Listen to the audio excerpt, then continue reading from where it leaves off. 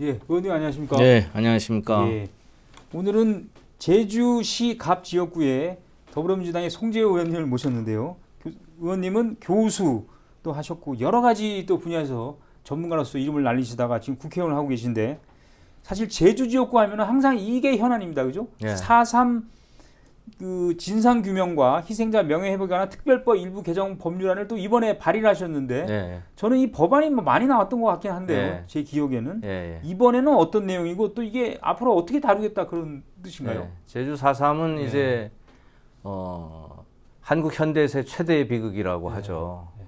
당시 제주도 인구가 한 20만 명 정도 되던 시절에 4만 명 정도가 돌아가시거나 부상을 당했으니 가족의 한 분은 꼭 예. 4.3에 연루돼서 그리고 이제 그렇게 희생을 당한 것도 국가 공권력에 의해서 믿는 정부에 의해서 희생을 당한 거니 이게 참으로 사연도 복잡하고 억울함도 많고 그래서 한동안 묻혀 있다가 이제 김대중 대통령 때 이걸 좀 정확하게 진실을 규명해 보자 해서 4.3 특별법이 제정이 되고 진상규명 보고서가 노무현 대통령 때 나옵니다. 불교계만 해도 스님이 뭐 16분이나 그럼요. 예. 죽창에 찔려 돌아가신 분도 있고 또 절도 또 많이 소실되고 또 실제 절 자체가 학살의 현장도 있습니다. 관음사 같이. 예. 근데 그런 부분에 대해서는 진실이 규명되거나 또 뭐 불교에 와서 사과한 적도 없고 예. 그렇잖아요. 예. 놓쳐갔어요. 왜냐하면 종교계다 보니까 예. 불교가 우리도 좀 이렇게 좀 주목해달라 하기에는 뭔가 좀 예. 쑥스러운 백성들이 이렇게 중생들이 하는데 스님들까지 하기가 좀 그런 것도 있고 또 안에서는 뭐 또 스님들까지 이렇게 또 하기에는 또 놓쳐서 이제 이 부분도 좀 사실은 희생이기 때문에 그러면 돌아가신 스님들의 소위 위령도 해야 되잖아요. 뭐 예. 그 족적도 좀 정확하게 적어야 되고 그런 부분들을 해야 되겠다 해서 종교계까지 포함하는 이 일들을 해라 하는 특별법 개정안을 이번에 낸 겁니다. 근데 뭐 이거를 뭐 크게 뭐 아주 뭐 완강하게 반대하거나 이런 세력이 뭐 아니 이거는 없습니다. 없어서 예. 저는 이번 정기국회 내에 이 법안을 순조롭게 통과시키려고 합니다. 예. 자, 그리고 말이죠. 자, 제주도가 이제 글로벌 도시로 도약하기 위해서는 해외 교류라든지 여러 가지 이게 필요한데 싱가포르 제주 사무소가 문을 열었어요. 예. 그러면은 동남아 국가 연합, 아세안 국가 간의 교류 이게 좀 많이 활성화될 수 있는 계기가 될 수 있다고 보십니까? 그러면 제주도가 국제자유도시입니다. 예, 제주도에 국제학교가 예, 있잖아요. 알고 있습니다. 그러니까 그 국제자유도시라는 게 세계적인 모델이 사실은 싱가포르, 홍콩이거든요. 그러면 제주도가 국제자유도시로서 한국 통상의 아주 전초적인 모델이 돼보자 하는 그런 취지로 이해하면 될 것 같고요. 저는 또 그게 성공해야 예. 이 대한민국도 소위 그러니까 대한민국이란 거대한 이 화물선 앞에 있는 예인선이 제주도다. 뭐 이렇게 이해를 해도 좋을 것 같아요. 예. 코로나 전에 제주도 관광객이 크게 보면 우리 내국인이 한 1,000만, 대한민국에서 와고 하는 게 그다음에 중국 등 밖에가 한 500만 이렇게 보통 구성이 그렇죠. 이렇게 보통 된다고 보는데요.